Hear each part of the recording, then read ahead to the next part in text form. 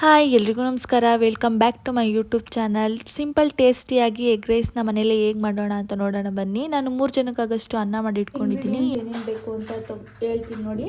ಈರುಳ್ಳಿ ಮತ್ತು ಹಸಿಮೆಣಸಿನ್ಕಾಯಿ, ಕೊತ್ತಂಬರಿ ಸೊಪ್ಪು, ಬೆಳ್ಳುಳ್ಳಿ, ದಪ್ಪ ಮೆಣಸಿನ್ಕಾಯಿನ ತೊಗೊಂಡಿದ್ದೀನಿ. ಇಲ್ಲಿ 1 ಟೇಬಲ್ ಸ್ಪೂನ್ ಪೆಪ್ಪರ್ ಪೌಡರ್ನ ನಾನು ಇಲ್ಲಿ ತೊಗೊಂಡಿದ್ದೀನಿ. ಇಲ್ಲಿ ಕ್ಯಾರೆಟು ಮತ್ತು ಬೀನ್ಸ್ನ ಚಿಕ್ಕ ಚಿಕ್ಕ ಪೀಸಸ್ ಆಗಿ ಕಟ್ ಮಾಡ್ಕೊಂಡಿದ್ದೀನಿ. ಮತ್ತು ಒಂದು 6 ಮೊಟ್ಟೆ ತೊಗೊಂಡಿದ್ದೀನಿ. ರುಚಿಗೆ ತಕ್ಕಷ್ಟು ಉಪ್ಪು ಮತ್ತು ಆಯಿಲ್. ಸ್ಟವ್ನ ಆನ್ ಮಾಡಿಕೊಂಡು ಕಡಾಯಿನ ಬಿಸಿಗೆ ಇಟ್ಕೊಂಡು 1 ಟೇಬಲ್ ಸ್ಪೂನ್ ಆಯಿಲ್ನ ಹಾಕ್ಕೊಂಡಿದ್ದೀನಿ. ನಾನು 6 ಮೊಟ್ಟೆನ ಒಡೆದಾಕೊಂಡಿದ್ದೀನಿ. ಈ ಥರ ಫ್ರೈ ಮಾಡ್ಕೊಳ್ಳೋದ್ರಿಂದ ಮೊಟ್ಟೆ ದಪ್ಪ ಪೀಸಸ್ ಆಗಿ ಉಳ್ಕೊಳ್ಳುತ್ತೆ ಅಂತ ಈ ಥರ ನಾನು ಫ್ರೈ ಮಾಡ್ಕೊತಾ ಇರೋದು. ಇಲ್ಲಿ ಮೊಟ್ಟೆಗೆ ಒಂದು ಸ್ವಲ್ಪ ಸಾಲ್ಟ್ ಮತ್ತು ಪೆಪ್ಪರ್ ಪೌಡರ್ನ ಹಾಕೋತಾ ಇದ್ದೀನಿ. ಅದಂದರೆ ಮೊಟ್ಟೆ ಉರಿಬೇಕಾದ್ರೆ ಅದಕ್ಕೂ ಒಂದು ಸ್ವಲ್ಪ ಸಾಲ್ಟ್ ಮತ್ತು ಪೆಪ್ಪರ್ ಹಾಕಿದ್ರೆ ತುಂಬ ಟೇಸ್ಟಿಯಾಗಿರುತ್ತೆ ಅಂತ. ಗ್ಯಾಸ್ನ ಸ್ಲಿಮ್ಮಲ್ಲಿಟ್ಟು ಈ ಮೊಟ್ಟೆನ ಕದ್ರಕೋತಾ ಇದ್ದೀನಿ. ಯಾಕಂತಂದರೆ ಜಾಸ್ತಿ ದೊಡ್ಡ ಉರಿ ಮಾಡಿದ್ರೆ ಅದು ಸೀದೋಗೋ ಚಾನ್ಸಸ್ ಇರುತ್ತೆ. ಮೊಟ್ಟೆನ ಈ ಥರ ಫ್ರೈ ಮಾಡ್ಕೋಬೇಕು. ಈ ಥರ ಇಟ್ಕೊಂಡಾದ್ಮೇಲೆ ಒಂದು ಪ್ಲೇಟ್ಗೆ ಇದನ್ನು ಸರ್ವ್ ಮಾಡ್ಕೊಳ್ಳೋಣ. ಅದೇ ಕಡಾಯಿಗೆ ಪಾತ್ರೆನ ಬಿಸಿ ಇಟ್ಕೊಂಡಾದ್ಮೇಲೆ ಅದಕ್ಕೆ ಆಯಿಲ್ ಹಾಕೋತಾ ಇದ್ದೀನಿ, ಒಂದು 3 ಟೇಬಲ್ ಸ್ಪೂನಷ್ಟು.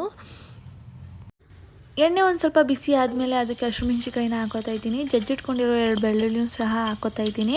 ಇದೆರಡು ಚೆನ್ನಾಗಿ ಒಂದು ಸ್ವಲ್ಪ ಫ್ರೈ ಆಗಲಿ ಅಂತ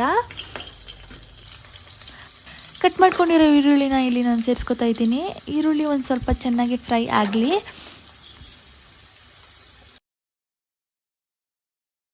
ಈರುಳ್ಳಿ ಫ್ರೈ ಆದಮೇಲೆ ದಪ್ಪ ಮೆಣಸಿನ್ಕಾಯಿನ ಹಾಕೋತಾ ಇದ್ದೀನಿ. ದಪ್ಪ ಮೆಣಸಿನ್ಕಾಯಿನೂ ಅಷ್ಟೇ ಚೆನ್ನಾಗಿ ಫ್ರೈ ಆಗಬೇಕು. ದಪ್ಪ ಮೆಣಸಿನ್ಕಾಯಿ ಒಂದು ಸ್ವಲ್ಪ ಫ್ರೈ ಆದಮೇಲೆ ಕಟ್ ಮಾಡ್ಕೊಂಡಿರೋ ಅಂಥ ತರಕಾರಿನ ನಾನು ಇಲ್ಲಿ ಸೇರಿಸ್ಕೊತಾ ಇದ್ದೀನಿ. ತರಕಾರಿನೂ ಅಷ್ಟೇ ಚೆನ್ನಾಗಿ ಫ್ರೈ ಆಗಬೇಕು. ಎಣ್ಣೆಲೆನೆ ಸುಧಾ ಎಣ್ಣೆಲೆಲ್ಲ ತರಕಾರಿ ಎಲ್ಲ ಚೆನ್ನಾಗಿ ಫ್ರೈ ಆದಮೇಲೆ ನಾನು ಅದಕ್ಕೊಂದು ಸ್ವಲ್ಪ ಸಾಲ್ಟ್ನ ಹಾಕೋತಾ ಇದ್ದೀನಿ. ಸಾಲ್ಟ್ ಅಂತಂದರೆ ಬೇಗ ಸಾಲ್ಟ್ ಹಾಕೋದ್ರಿಂದ ಬೇಗ ಬೇಯುತ್ತೆ ತರಕಾರಿ ಎಲ್ಲ. ಅದನ್ನು ಒಂದು ಸ್ವಲ್ಪ ತಿರುಗಿಸ್ಕೊಂಡು ಒಂದು 5 ನಿಮಿಷ ಬೇಯಿಸ್ಕೊಳ್ಳೋಣ. 1 ಟೇಬಲ್ ಸ್ಪೂನ್ ಪೆಪ್ಪರ್ ಪೌಡರ್ನ ನಾನು ಇಲ್ಲಿ ಸೇರಿಸ್ಕೊತಾ ಇದ್ದೀನಿ. ಪೆಪ್ಪರ್ ಪೌಡರೆಲ್ಲ ಒಂದು ಸ್ವಲ್ಪ ಹಾಕೊಂಡಾದ್ಮೇಲೆ ತಿರುಗಿಸ್ಕೊಂಡು ನಾನು ಹುರಿದಿಟ್ಕೊಂಡಿರೋಂತಹ ಮೊಟ್ಟೆನೂ ಇಲ್ಲಿ ನಾನು ಹಾಕೋತಾ ಇದ್ದೀನಿ.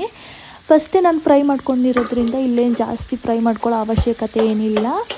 ಇದನ್ನೆಲ್ಲ ತಿರುಗಿಸ್ಕೊಂಡಾದ್ಮೇಲೆ ನಾನು ಇಲ್ಲಿ ಕೊತ್ತಂಬರಿ ಸೊಪ್ಪನ್ನ ಹಾಕೋತಾ ಇದ್ದೀನಿ. ಕೊತ್ತಂಬರಿ ಸೊಪ್ಪೆಲ್ಲ ಹಾಕೊಂಡಾದ್ಮೇಲೆ ತಣ್ಣಗಾಗೋಕ್ಕೆ ಅನ್ನನ ಇಟ್ಟಿದ್ದೆ ಉದುರು ಮಾಡಿಕೊಂಡು. ಅದನ್ನು ನಾನು ಇಲ್ಲಿ ಹಾಕ್ಕೊಂಡು ಹೈ ಫ್ಲೇಮಲ್ಲಿ ಇಟ್ಕೊಂಡು ಅನ್ನನ 5 ನಿಮಿಷ ತಿರುಗಿಸ್ಕೊಂಡ್ರೆ ಸಾಕು.